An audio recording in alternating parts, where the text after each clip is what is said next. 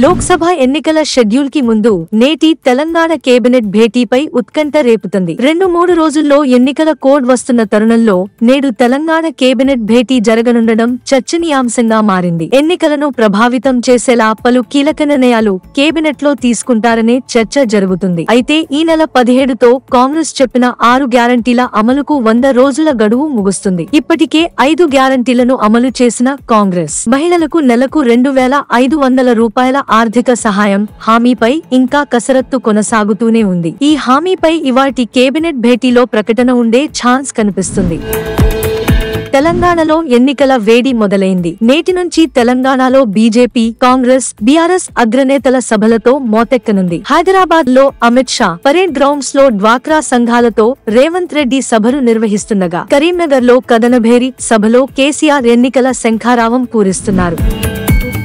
మహాలక్ష్మి పథకంలో భాగంగా తెలంగాణలో మహిళలకు ఉచిత బస్సు ప్రయాణ సౌకర్యం కల్పిస్తున్న సంగతి తెలిసిందే. అయితే ఈ పథకం అమల్లోకి వచ్చిన తర్వాత బస్సుల్లో రద్దీ విపరీతంగా పెరిగింది. దీని దృష్ట్యా హైదరాబాద్ నెక్లెస్ రోడ్డులో కొత్త బస్సులను ప్రారంభించేందుకు ఆర్టీసీ అధికారులు సిద్ధమయ్యారు. ఈ బస్సులను డిప్యూటీ సీఎం భట్టి విక్రమార్క, రవాణా శాఖ మంత్రి పొన్నం ప్రభాకర్ ప్రారంభించనున్నారు. తెలంగాణలో ఇంటర్మీడియట్ పరీక్షలు మార్చి 19వ తేదీ వరకు జరగనున్నాయి. ఇప్పటి వరకు పూర్తయిన పరీక్షల జవాబు పత్రాల మూల్యాంకనం అధికారులు ప్రారంభించారు. తొలిసారి మూల్యాంకన కేంద్రం సంగారెడ్డిలో కూడా ఏర్పాటు చేశారు. గతంలో ఈ జిల్లా మూల్యాంకనం హైదరాబాద్ లోనే జరిగేది. ఈ ఏడాది ఇంటర్ జవాబు పత్రాల మూల్యాంకనం 4 విడతల్లో జరగనుంది. ఉండవల్లి చంద్రబాబు నివాసంలో సుమారు 8 గంటల పాటు చర్చించిన కేంద్ర మంత్రి గజేంద్ర సింగ్ షెకావత్, జనసేన అధినేత పవన్ కళ్యాణ్, బీజేపీ జాతీయ నేత బైజేన్ సీట్ల సర్దుబాటుపై ఏకాభిప్రాయానికి వచ్చారు. 3 పార్టీల ఉమ్మడి ప్రకటనను చంద్రబాబు, పవన్ కళ్యాణ్ విడుదల చేశారు. పొత్తులో భాగంగా జనసేన, బీజేపీ 31 అసెంబ్లీ స్థానాలకు, 8 ఎంపీ స్థానాలకు పోటీ చేస్తుంది. వీటిలో జనసేన నుంచి 21 అసెంబ్లీ, 2 లోక్ సభ స్థానాలు కాగా బీజేపీ 10 అసెంబ్లీ, 6 ఎంపీ స్థానాల్లో పోటీ చేస్తుంది. టీడీపీ 144 అసెంబ్లీ, 17 లోక్ సభ స్థానాల్లో పోటీ చేసేందుకు నిర్ణయం తీసుకుంది. అయితే జనసేన 24 అసెంబ్లీ స్థానాల్లో పోటీ చేస్తుందని చెప్పినప్పటికీ వాటిల్లో 3 స్థానాలను బీజేపీకి త్యాగం చేసింది. ఏపీలో ఎన్నికలు సమీపిస్తున్న వేళ ప్రధాన పార్టీలు సభలు, సమావేశాలతో హోరెత్తిస్తున్నాయి. వైసీపీ సిద్ధం పేరుతో ఇప్పటికే ప్రజల్లోకి దూసుకెళ్తుంటే టీడీపీ, జనసేన జెండాతో పాటు ఇతర సభలు నిర్వహించి దూకుడు మీద ఉన్నాయి. ఇక బీజేపీ పలు సమావేశాలతో ఓటర్లను ఆకట్టుకునే ప్రయత్నం చేస్తోంది. తాజాగా ప్రధాని మోదీ ఏపీలో పర్యటించబోతున్నారు. ఈ మేరకు ఆయన షెడ్యూల్ ఖరారైంది. ఈ నెల 15న విశాఖలో ప్రధాని రోడ్ షో ఉండగా 17న పల్నాడు జిల్లా చిలకలూరిపేటలో జరిగే బహిరంగ సభకు ప్రధాని నరేంద్ర మోదీ హాజరు కానున్నారు.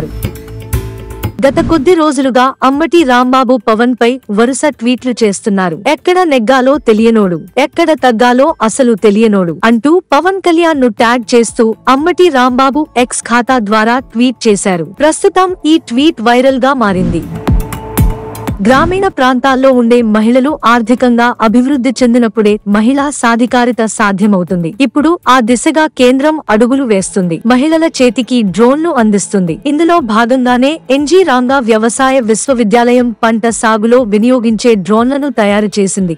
అయితే ఒక్కో డ్రోన్ ధర 8 లక్షల రూపాయలు కావడంతో డ్రోన్లు కొనుగోలు చేయడానికి ఎవరు ముందుకు రావడం లేదు. ఈ క్రమంలోనే కేంద్రం నమో దీదీ డ్రోన్స్ పథకాన్ని అమలులోకి తెచ్చింది. వర్చువల్ గా ప్రధాని మోదీ ఈ పథకాన్ని ఈ రోజు ప్రారంభించారు. 108 మంది మహిళలకు డ్రోన్లు అందించారు. గుంటూరు జిల్లా పత్రిపాడు మండలం అబ్బినేనిగుంట పాలెంలో మహిళలు ఈ డ్రోన్లు అందుకున్నారు.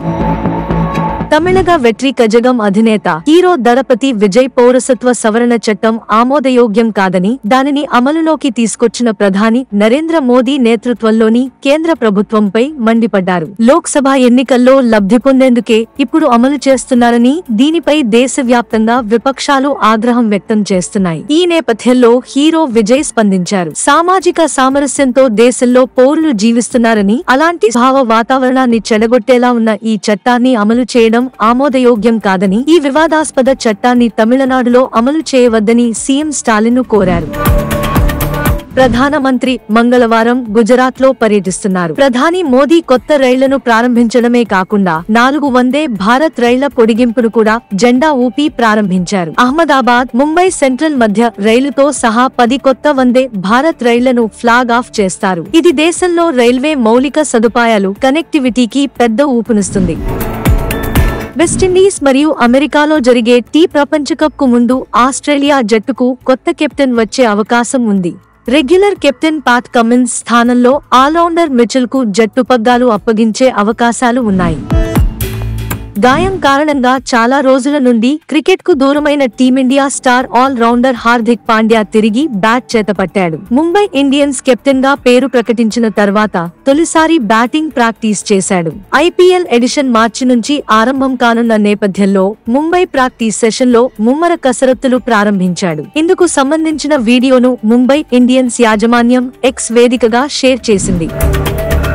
శంషాబాద్ విమానాశ్రయానికి అంతర్జాతీయ అవార్డు లభించింది. ప్రయాణికులకు ఉత్తమ సేవలు అందిస్తున్నందుకు గాను హైదరాబాద్ లోని శంషాబాద్ అంతర్జాతీయ విమానాశ్రయానికి ఈ అవార్డు దక్కింది. ఎయిర్పోర్ట్స్ కౌన్సిల్ ఇంటర్నేషనల్ వార్షిక అవార్డుల్లో భాగంగా ఎయిర్పోర్ట్ సర్వీస్ క్వాలిటీ విభాగంలో ఏడాదికి గాను ఆసియా పసిఫిక్ ప్రాంతంలో హైదరాబాద్ ఉత్తమ విమానాశ్రయంగా నిలిచిందని జిఎంఆర్ సంస్థ నిర్వాహకులు తెలిపారు.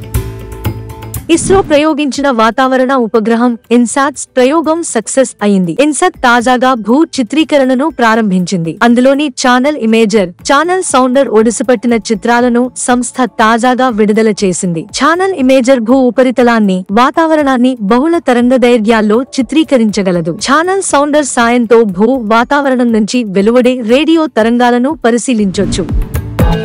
పాకిస్తాన్ అధ్యక్షుడు ఆసిఫ్ అలీ జర్దారీ తన కూతురు ఆసిఫా భుట్టో జర్దారీని ఆ దేశ ప్రథమ పౌరురాలిగా ప్రకటించబోతున్నారు. నేడో రేపో అధికారిక ప్రకటన వెలువడనుందని, ఆ వెంటనే ప్రోటోకాల్ సహా ప్రథమ పౌరురాలికి దక్కే సముచితమైన అధికారాలు ఆసిఫాకు దక్కనున్నట్లు స్థానిక మీడియా ఛానల్స్ కథనాలు వెలువరిస్తున్నాయి. పాక్ పవర్ఫుల్ లేడీగా పేరున్న బెనజీర్ భుట్టో తనయగా పీపీపీలో అంచెలంచెలుగా ఎదిగి తనకంటూ ఒక స్థానాన్ని సంపాదించుకున్నారు ఆసిఫా.